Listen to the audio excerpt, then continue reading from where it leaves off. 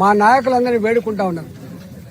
ఎంత చిల్లర అంటే ఎంత అవగాహన లేదంటే చాలా మంది ప్రజలు అనుకున్నారు కాంగ్రెస్ పార్టీ అనేక సంవత్సరాలు రాష్ట్రాన్ని పాలించింది కదా, అనుభవం ఉంటుందేమని చెప్పి భావించిండ్రు. కానీ గింత మూర్ఖంగా గింత అనాలోచితంగా బాధ్యతారహితంగా వివరిస్తారని మాత్రం ఎవరు ఊహించలేదు. ఇవాళ పిట్లం నుంచి ఫోన్లు వస్తున్నాయి, నారాయణఖేడ్ నుంచి ఫోన్లు వస్తున్నాయి. సార్ హైబ్రిడ్ తెల్ల జొన్నలను పెడితే 30 క్వింటాలు వస్తున్నాయి, ఎకరానికి 30 క్వింటాలు వస్తున్నాయి.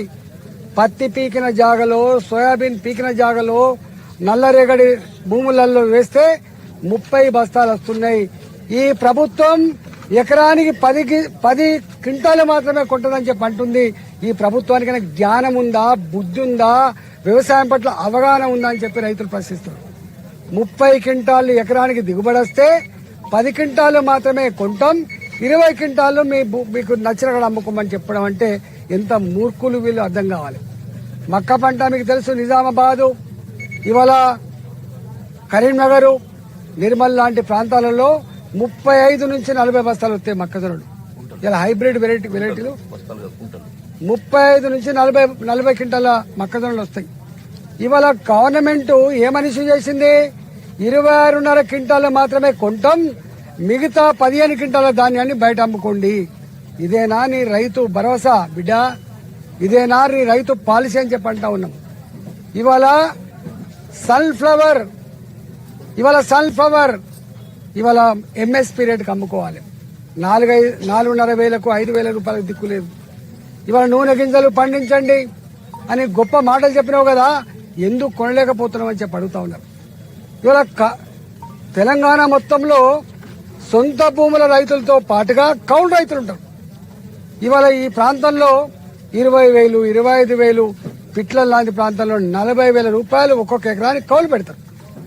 ఆ కౌలు రైతులు పండించిన పంట ఇవాళ తంబు పెట్టాలంటే వాళ్ళకి అధికారం లేదు. కౌలు రైతులు తంబు పెట్టి మార్కెట్లో ధాన్యం అమ్ముకునే ఆస్కారం లేదు, హక్కు లేదు. ఇవాళ ఎక్కడో దుబాయ్ లో ఉన్న ఆ భూమి ఓనర్, బొంబాయిలో ఉన్న భూమి ఓనర్, ఇవాళ ఎక్కడో హైదరాబాద్ లో ఉన్న భూమి ఓనర్ వచ్చి తంబు పెడితే తప్ప ఇవాళ ఆ వడ్లను అమ్ముకునే దుస్థితి లేదంటే నీ పాలసీలు తుగ్లక్ పాలసీలు లాగున్నాయి. తుగ్లక్ మెదలు లేని పాలసీలు లాగున్నాయి తప్ప మెదడున్న ప్రభుత్వం ఎక్కడ కూడా ఈ పని చేయదు.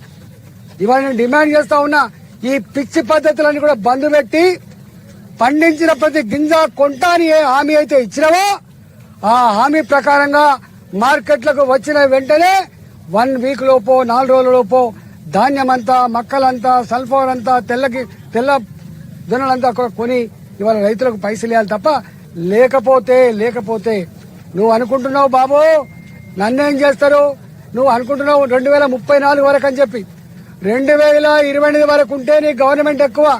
నీకు దమ్ముంటే ఇవాళ తెలంగాణ ప్రజానికాన్ని ప్రభుత్వం మీద విశ్వాసం ప్రకటిస్తే నువ్వు రాజీనామా చేయి, మళ్ళా ఎన్నికలుగా నీ సంగతి ఏందో తెలుస్తుంది. ఆ ప్రభుత్వాన్ని గద్దె దింపడానికి బొందబెట్టడానికి 9.5 ఏళ్లు పట్టింది, కానీ నీ ప్రభుత్వాన్ని బొందబెట్టడానికి 3 ఏళ్లు సరిపోతుంది బిడ్డ అని చెప్పి రైతులు భావిస్తా ఉన్నారు. ఇవాళ రైతాంగాన్ని కళ్ళాలలో సిమెంట్ రోడ్లు లేవు, ఫెసిలిటీస్ లేవు. వాళ్ళు చెప్తున్న మాటలు చెప్పాలంటే కాంటాలు లేవు, అమాలీలు లేరు, బస్తాలు లేవు, సుతులు లేదు, ట్రాన్స్పోర్ట్ వెహికల్ లేదు. ఇలా దాన్ని నిల్వ చేసుకుందామంటే గోడౌన్ లేవని చెప్పి మాట్లాడుతున్నారు. ఇవాళ మీకు బుద్ధి జ్ఞానం ఉందా? బుద్ధి జ్ఞానం ఉన్న పనేనా? ఇవాళ రెండో పంట మొక్కజొన్నలు వేస్తున్నప్పుడు, తెల్లజొన్నలు వేస్తున్నప్పుడు, సల్ఫర్ వేస్తున్నప్పుడు, వరి నాట్లు పెడుతున్నప్పుడు నీ అగ్రికల్చర్ డిపార్ట్మెంట్ ఎన్ని లక్షల ఎకరాల్లో పంటలు వేసిండ్రు, ఏ పంటలు వేసిండ్రు, ఎంత దిగుబడి ఇస్తా అని చెప్పి నీకు లెక్కలు ఇస్తారు కదా. నువ్వు రోజు సచివాలయంలో ఉన్నావు కదా, మరి దాని ప్రకారంగా ఎందుకు నువ్వు బస్తాలు కొనుకొచ్చుకోలే, ఎందుకు నువ్వు తార్పాలను తెచ్చుకోలే, ఎందుకు నువ్వు అమాలను సమకూర్చుకోలే, ఎందుకు నువ్వు గోదాం చూసుకోలే, ఎందుకు నువ్వు ట్రాన్స్పోర్ట్ పెట్టలేదు? దీని మీద ఏం సమాధానం చెప్తావు అని చెప్పి డిమాండ్ చేస్తా ఉన్నాను. అందువల్ల నేను ఒకటే తెలంగాణ రైతాంగానికి నేను విజ్ఞప్తి చేస్తున్నా, మేము తిరుగుతా అంటే ఈ భారతీయ జనతా పార్టీ ఎమ్మెల్యేలకు, ఎంపీలకు, ఎమ్మెల్సీలకు ఏం పనిలేదు, రాజకీయం చేస్తున్నారు. బిడా మీరు రాజకీయం చేస్తున్నారో మేము రాజకీయం చేస్తున్నామో పోదందా, వస్తావా ఖానాపూర్ మార్కెట్ కి రైతుల దగ్గరికి? నీకు ఆ దమ్ము లేదు, నువ్వు వచ్చేటువంటి ముఖం లేదు మీకు. కానీ వాళ్ళ ఎక్కడో సచివాలయం నుండి మంత్రులు మాట్లాడుతూ ఉంటారు, ఎక్కడో ఎమ్మెల్యే నుండి ప్రెస్ మీట్ పెడతా ఉన్నారు. ప్రెస్ మీట్లు బిడ్డ మా మీద పెట్టడం కాదు, వచ్చి కళలలో ఉండి ప్రెస్ మీట్ పెట్టండి. ఇవి ఎత్తిచ్చే ప్రయత్నం చేయండి, రైతులను ఆదుకునే ప్రయత్నం చేయండి తప్ప ఎదురుదాడి మంచిది కాదని చెప్పి ప్రభుత్వాన్ని హెచ్చరిస్తూ ఇవాళ తెలంగాణ రైతుల్ని గుండెల్లో పెట్టుకోమని కోరుతున్నా.